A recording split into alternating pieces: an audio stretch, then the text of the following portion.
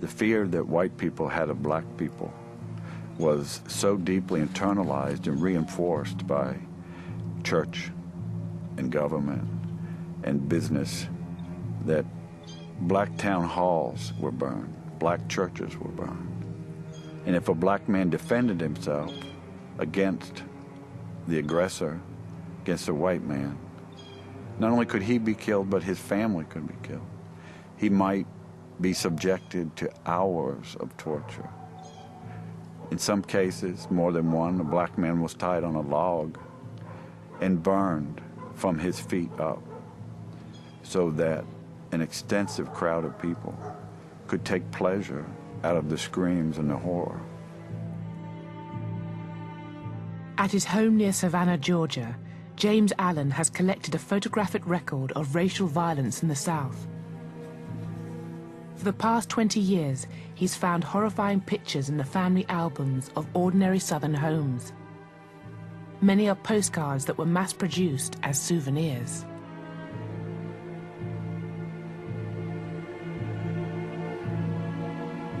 Some of these images were printed in the tens of thousands and sold for a dime or $1 a piece.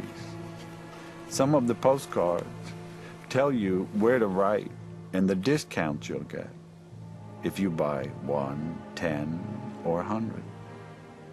They were sold in drugstores and pharmacies. They were sold on the street.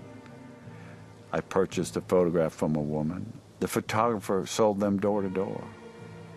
Her mother bought the image for $2.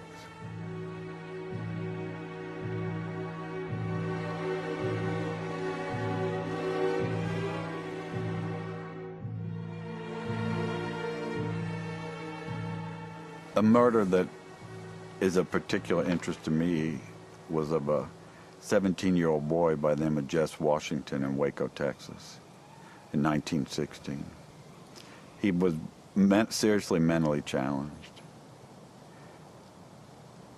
The wife of the farmer that he worked for was found dead. He was arrested.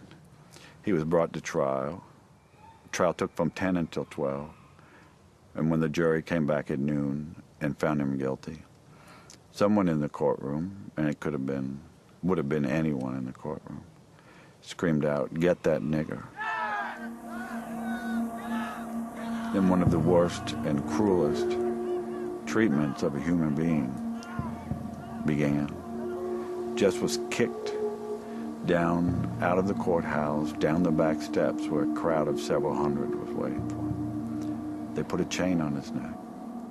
There were 16,000 people crowding the street to watch this boy be tortured.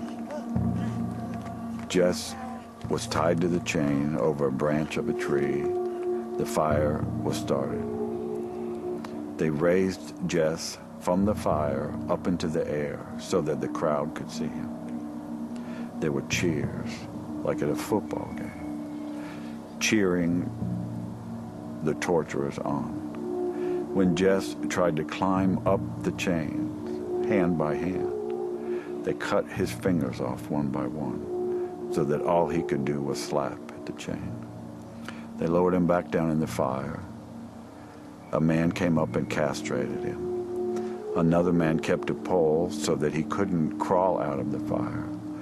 And time and again, they pulled him up to keep him from dying so that the crowd could be satisfied, until he finally died.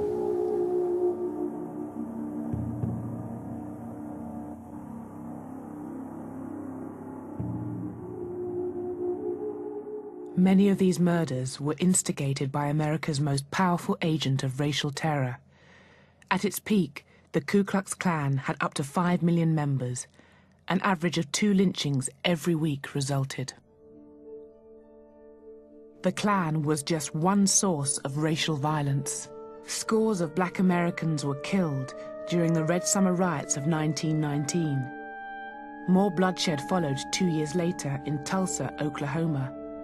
Over 300 people were killed and thousands were left homeless after envious white people attacked the city's most prosperous black community. Much of this history of racial violence has been erased from public memory. Several state archives have cut out photographs and newspaper reports of lynchings. And James Allen's attempts to show his collection in Atlanta's leading academic institutions have been repeatedly blocked. White America has maintained to this day control of the history of racial violence as victors. It's as if we live in an occupied country intellectually.